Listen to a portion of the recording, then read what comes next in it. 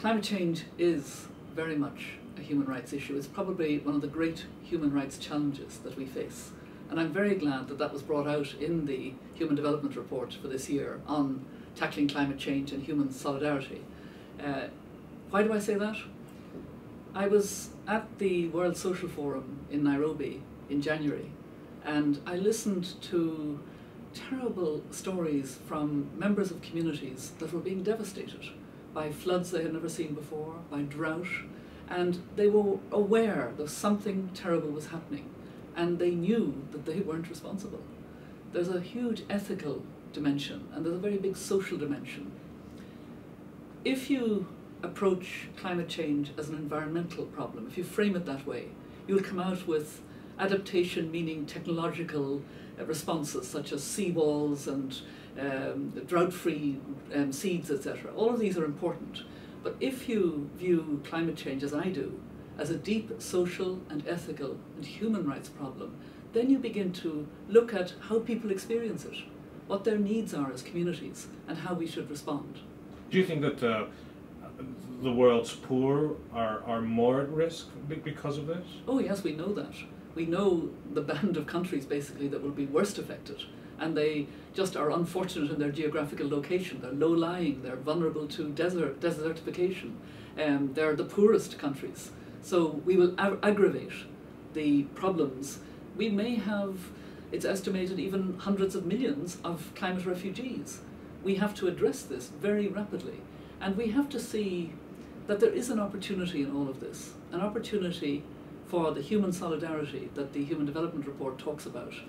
We can even use the event of next year that we come up to the 60th anniversary of the Universal Declaration of Human Rights. I see a very real parallel between the time when that was drafted, thinking about future generations after 2 world wars and a Holocaust and dropping of nuclear bombs and the opening of the Cold War. Where are we now? We have the ideological divides, we have poverty divides, we have nuclear proliferation again, but we also have the potential catastrophic impacts of climate change. We know from the reports, from the work done by the UN and other reports, that a lot of the impacts are there whether we like it or not over the next 30 years. But we can mitigate and adapt, have mitigation and adaptation on a far different scale. We need to have a sense of human solidarity that is greater than we've ever had. And to do that, we need common values.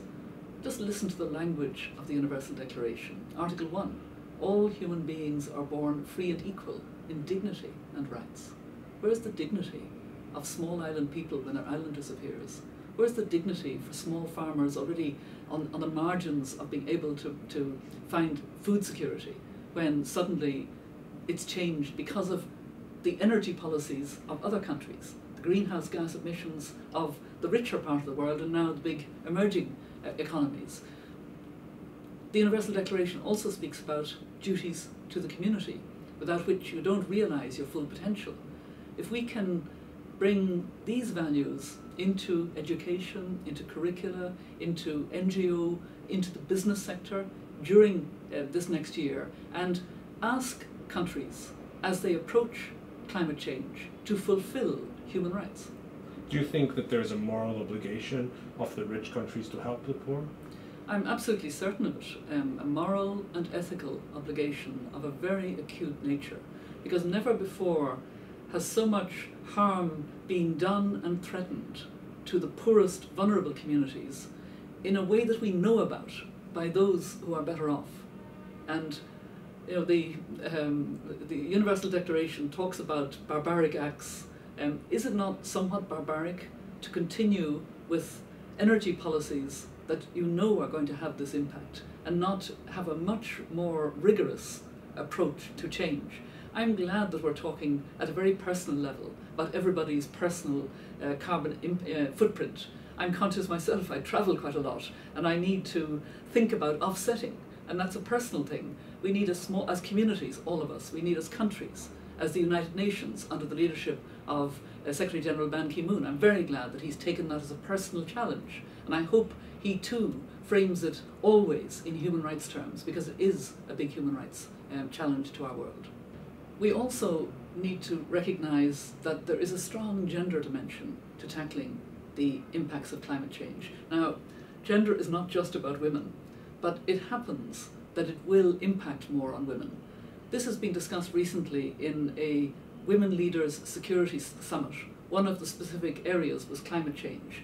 And we recognise that most of the small farmers in developing countries are women. That women have problems of discrimination, lack of property rights, inheritance rights, that make them more vulnerable within their communities and within vulnerable sectors to climate change. And yet, this has not yet come through because we haven't framed in the right way. So we must frame climate change broadly enough to see that it has environmental impacts, social impacts, huge moral issues, very big ethical issues, and that there are very real human rights dimensions which require human rights values of solidarity. And I think there is an opportunity for greater human solidarity in tackling this whole issue.